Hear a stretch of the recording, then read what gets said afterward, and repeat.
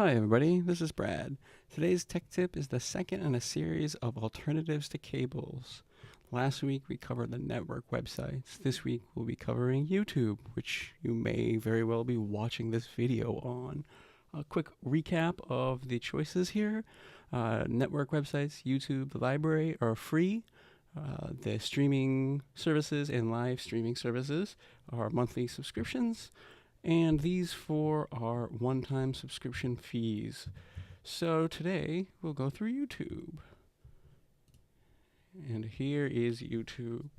And so you can see that most major TV shows will give you clips, but clips only, because they want you to pay for their service. The Daily Show is also available on cc.com. So let's just go into one of them. And you can see, if you watched last week's episode, the control will look very similar to what you could find on network TV shows. You have your progress bar, your pause, your volume control, closed captions, full screens. Same thing. So everybody's using basically the same technology.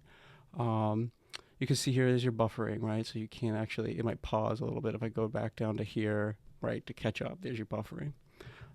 So those are the controls. You can see what YouTube is doing here is also giving you clips that are like the clip that you are watching. Down here below you have the comments. General rule of thumb, don't read the comments. They can be really, really bad. So one thing you want to make sure that you do is that you keep an eye on who the author is. So you have the author down here. And anytime you see this check mark means they're verified. So that means that these people have proven to YouTube that they are who they say they are.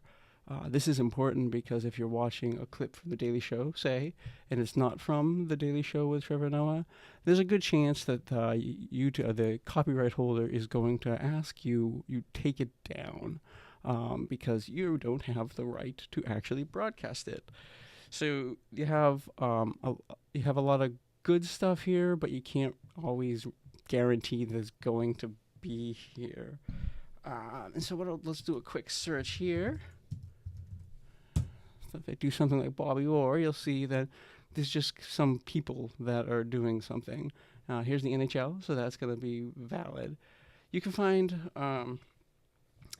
good old videos, stuff like that. You can see the quality is probably recorded on somebody's VHS player way back when.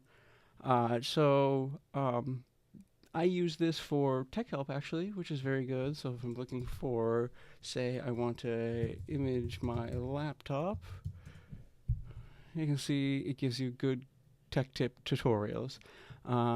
You can see here they have the counter, so it's a good way to gauge whether it's a trustworthy video or not. But no matter what, make sure that you anything that you're trying to learn, and YouTube is a good source for lifelong learning. Just don't take it as gospel as the one that you actually see, because there's really anybody can have a YouTube channel. You can see that the library has its own channel, and we put a lot of these tutorials here. So it depends on how you want to use it, and you can get YouTube channels that cater to your hobbies and such. So I think that's about it. It's pretty straightforward. You're not going to find full videos or full episodes or full movies or anything like that. But you can find a lot of good clips, and it's a good way to try to learn something. But like I said earlier, just take it with a grain of salt, because you never know who is actually going to post it if they don't have that little check mark. All right, so that is it. Next week, we will go over the library. Yay! Right, if you have any questions, please comment below. Thanks.